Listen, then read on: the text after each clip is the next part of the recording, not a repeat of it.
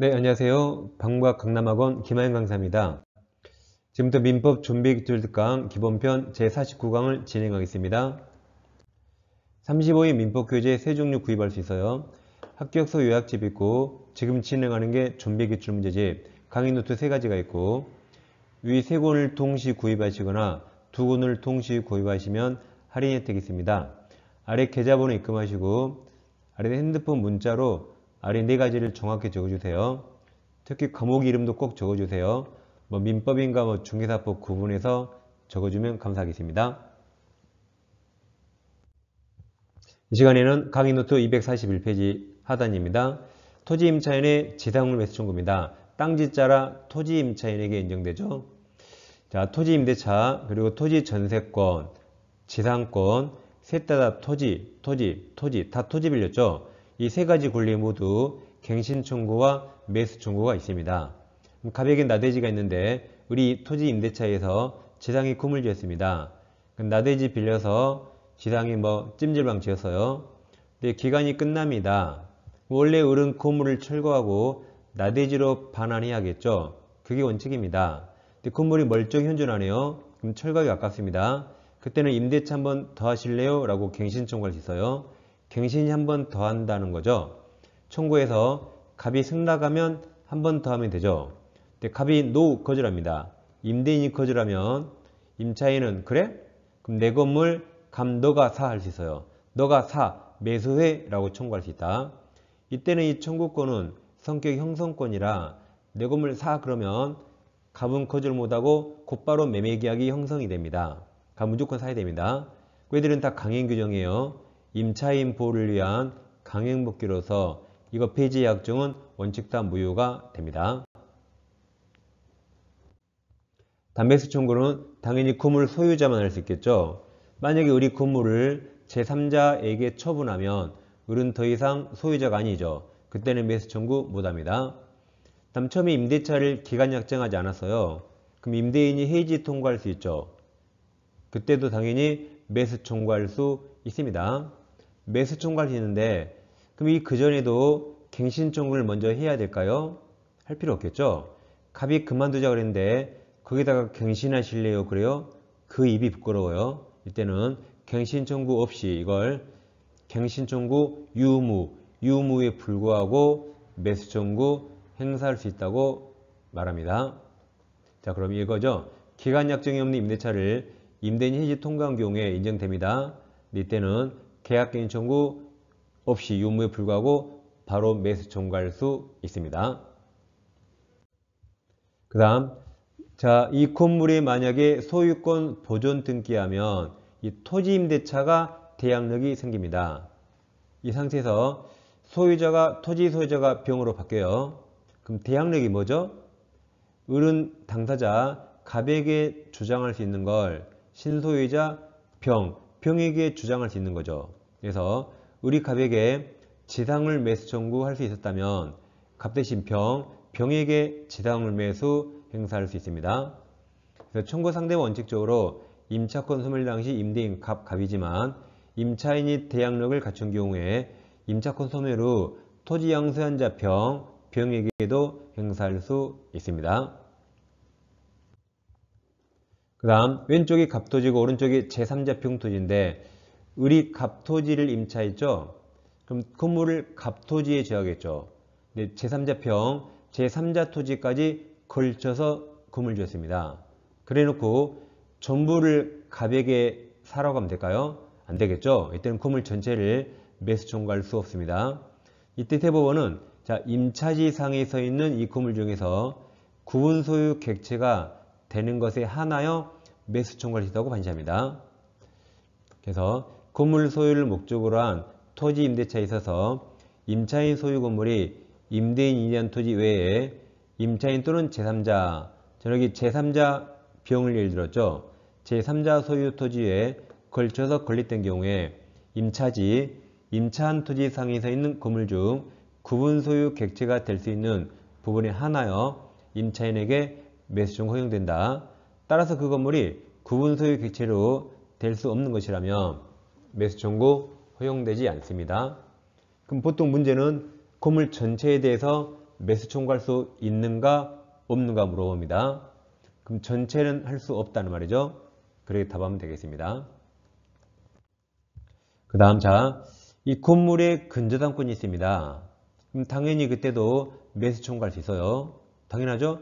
우리나라 건물에는 거의 대부분 근저당이 있습니다. 따라서 근저당권이 있더라도 우리는 당연히 매수 청구할 수 있습니다. 그럼 이때 얼마에 살 것인가?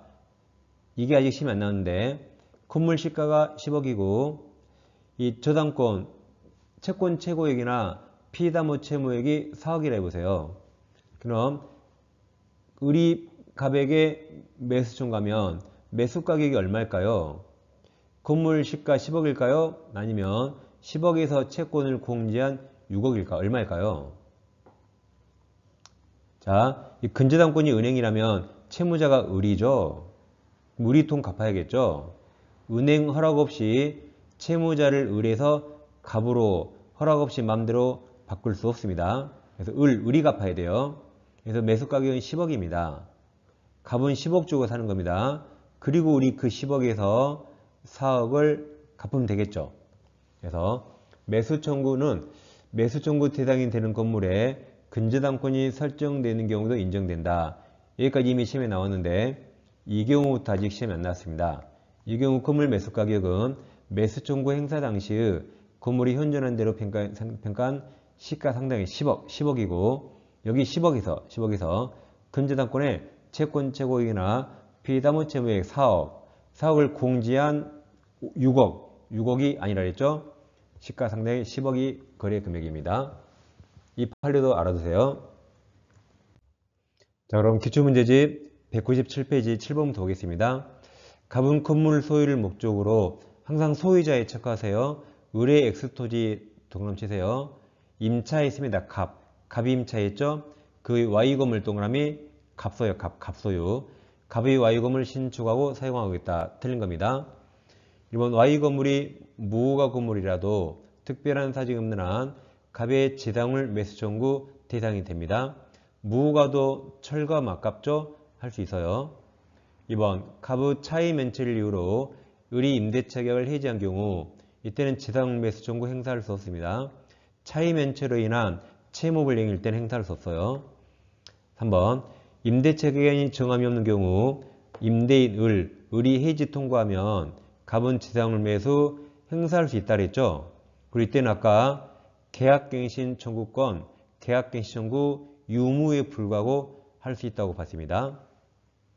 4번 대항력 갖춘 갑의 임차권이 기간 만료로 소멸한 후 임대인 을이 토지를 병에게 양도한 경우 임차인 갑은 병, 제3자를 상대로 지당물 매수 청구 행사할 수 있습니다. 아까 대항력이란 게 임대인에게 할 수 있는 걸 제3자 병에게 할 수 있는 거였죠. 5번 임차인 갑의 Y 건물에 근저당을 설정한 후 임대차 기간이 만료되면 갑은 을을 상대로 지당물 매수 청구권 행사할 수 있다 그랬죠. 근저당권이 있더라도 할 수 있습니다. 5번이 정답입니다. 바로 임차인 갑 동그라미 쳐요. 임대인 을 동그라미 사람이 주의하세요. 지당을 매수 청구권 행사합니다. 자, 옳은 거예요. 임차인 갑이 매수 청구가 유효하려면 임대인 승낙 유효한다 틀렸죠. 승낙 필요 없습니다. 이번 건축 허가받은 건물이 아니래요. 무허가다. 계속 매수 청구할 수 있다 그랬죠. 3번 임차인 갑 소유 건물이 을이 임대한 토지와 제3자 소유 토지에 걸쳐서 건립된 경우 임차인 건물 전체에 대해서 매수 청구 전체 못한다 그랬죠. 이때는 임차지상에 서 있는 건물 중에서 구분 소유 객체가 되는 거에 한해서 매수 청구할 수 있습니다. 4번 여기 채무불이행 동그라미 치시면 채무불이행 나오면 매수 청구할 수 없다. 이게 정답이죠. 5번 갑은 매수 청구 행사에 앞서 임대차가 갱신을 청구해야 되죠. 갱신 청구 먼저 하고 거절당했을 때 매수 청구하게 되는 거죠. 답은 4번입니다. 9번 갑은 건물 소유를 목적으로 다시 을 소유 X토지 동그라미 칩니다. 임차에 서역 갑이 임차한 후 지상에 Y 건물 동그라미 쳐요. 서역 갑이 Y 건물 신축해서 갑 소유죠. 그 다음 위 임대차 계약이 종료된 후 임차인 갑이 을에게 Y 건물에 관해서 지상물 매수 청구 행사입니다. 자, 틀린 겁니다. 1번 또 나왔죠? 특별한 사정이 없는 한 Y 건물이 미등기인자 무가 건물이라도 매수 청구 대상이 될 수 있습니다. 2번은 강행 규정이죠. 임대차 기간이 만료되면 갑이 Y 건물을 철거하기란 약정은 특별한 사정이 없는 한 무효입니다. 지상물 매수 청구 폐지 약정으로 무효가 됩니다. 3번 Y 건물이 X토지와 제3자 소유 토지에 걸쳐서 건립됐다면 갑은 Y 건물 전체를 매수 청구할 수 있다? 전체를 못한다 그랬죠? 인차지상에 서 있는 건물에서 구분 소유 객체가 되는 것에 한하여 매수 청구 가능합니다. 이 정답입니다. 4번 갑의 차이 면체를 이유로 임대차가 해지됐죠? 이때는 매수 청구할 수 없어요. 5번 갑이 적법하게 매수 청구권을 행사한 후에도 Y 건물의 점유의 사용을 통하여 X토지를 계속 점유의 사용한다면 그럼 토지를 누가 점유의 사용하죠? 임차인 갑이죠. 그럼 갑은 당연히 사용 유지하지. 갑은들에게 X토지 임료 상당의 부당이득 반환음을 칩니다. 정답은 3번입니다. 10번 토지 임차인에게 인정될 수 있는 권리가 아닌 것. 그럼 당연히 부속물이죠. 부속물은 건물 임차인에게만 인정됩니다. 거의 단답형입니다. 11번 민법상 임대차 계약 설명 틀린 겁니다. 이번 3시 사이 때 지금까지 안 나온 내용을 많이 냈습니다. 먼저 1번 임대인이 목조물을 임대한 권리가 없어도 임대차 계약은 유효하게 성립합니다. 우리가 타인 권리 매매 유효라고 공부했죠? 그럼 임대차는 당연히 유효겠죠. 그래서 매매든 임대차든 채권행위라 임대할 권한이 없더라도 가능합니다. 2번 임차기간을 이용구로 정한 임대차 약정 특별한 사정이 없는 한 허용됩니다. 임대차는 최장기 제한 없어요. 이제 3번이 시험에 처음 나왔죠. 자, 밑에 박스 보시면 해설이 나와 있어요. 임차인이 필요비 지출하면 임대인은 상환해야 되죠. 따라서 임대인의 필요비 상환 의무는 특별한 사정이 없는 한 임차인의 차임 제거 의무와 서로 대응관계 있으므로 임차인은 지출한 필요비 금액 한도에서 필요비 지출했죠? 그럼 차임 지급을 거절할 수 있다가 대법원 판례입니다. 그럼 3번 임차인은 특별한 사정이 없는 한 자신이 지출한 임차물 포준에 관한 필요비 금액 한도에서 차임 지급 거절할 수 있습니다. 즉 임대인은 필요비 줘야 되고 임차인은 차임 줘야 되죠? 근데 그냥 같은 금액에서 퉁처리하면 되죠? 네, 3번은 맞습니다. 4번 임대차가 묵시후 갱신이 된 경우 묵시후 갱신이 법정갱신이죠. 그럼 전 임대차에 대해서 제3자가 제공한 담보는 원칙 소멸합니다.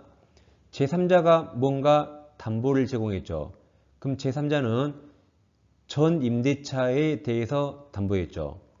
근데 전 임대차가 끝나고 묵시갱신으로 새로운 계약이 되면 이 묵시갱신까지 제3자가 담보 제공한 거 아니죠? 그러니까 제3자가 제공한 담보는 소멸해야 됩니다. 639조예요. 해설이 있습니다. 1항 임대차 기간이 만료한 후 임차인이 임차물 사용 수익을 계속하는 경우에 임대인이 상당 기간 내에 이 일을 하지 아니한 때에는 그러니까 사선을 끊어보세요. 그럼 다시 처음부터 임대차가 끝났죠. 임차인이 임차물 사용 수익을 계속하죠. 그럼 임대인은 나가라 해야겠죠. 임대인 상당 기간 내에 이 일을 하지 않습니다. 그럼 둘 다 계속 사용하자는 말이에요. 그래서 전 임대차와 동일한 조건으로 다시 임대차한 것으로 본다. 누가 봐요? 법에서 본다. 법정갱신. 이게 묵시갱신이죠. 그러나 둘 다 630 규정으로 해지 통과할 수 있어요. 2항 전항의 경우에 전 임대차에 대해서 제3자가 제공한 담보는 기간 만료로 소멸하겠죠. 제3자는 최초 임대차만 담보했죠. 묵시갱신에 대해서 두 번째 임대차는 담보한 적 없습니다. 정답이 4번입니다. 5번도 처음 나와서요. 임대차 종료로 인한 임차인의 원상회복 의무에는 임대인이 임대 당시 부동산 용도에 맞게 다시 사용할 수 있도록 협력할 의무도 포함됩니다. 저기 밑에 해설 보세요. 임대차 종료로 인한 임차인의 원상회복. 임차인은 원상회복 해야 되죠. 이 의무는 임차인이 사용하고 있던 부동산 점유를 임대인에게 이전해야 되죠. 이전하는 건 물론이고, 그 다음 임대인이 임대 당시 부동산 용도에 맞게 다시 사용할 수 있도록 협력할 의무도 원상회복 의무에 포함됩니다. 자, 예를 들어서 상가를 빌렸거든요. 임차인이 상가에서 유흥주점, 유흥업소를 냈어. 유흥업소. 그럼 기간 끝나면 임차인은 유흥업소 폐업 신고도 해야겠죠. 폐업 신고 해줘야 임대인이 곧바로 다시 부동산 용도에 맞게 사용할 수 있잖아요. 폐업 신고 안 하면 폐업 신고할 때까지 부동산 용도에 맞게 임대인이 사용 못할 수 있습니다. 그래서 그런 폐업 신고 등 그 협력 의무도 다 포함된다는 게 대법원 판례입니다. 5번 임대차 종료로 인한 임차인의 원상회복 의무에는 임대인이 임대 당시 부동산 용도에 맞게 다시 사용할 수 있도록 협력 의무도 포함됩니다. 민법 이론 강의 꼭 2-4번 이상 들으셔야 됩니다. 그리고 합격서는 계속 반복해 보셔야 돼요. 중개사법 이론 강의도 85점 이상 맞기 위해서 반복해서 계속 보셔야 되고, 그 암기법 영상 있잖아요. 약 30분짜리 있습니다. 그 시간 날 때 계속 반복해 주세요. 자, 다음 시간에 뵙겠습니다. 감사합니다.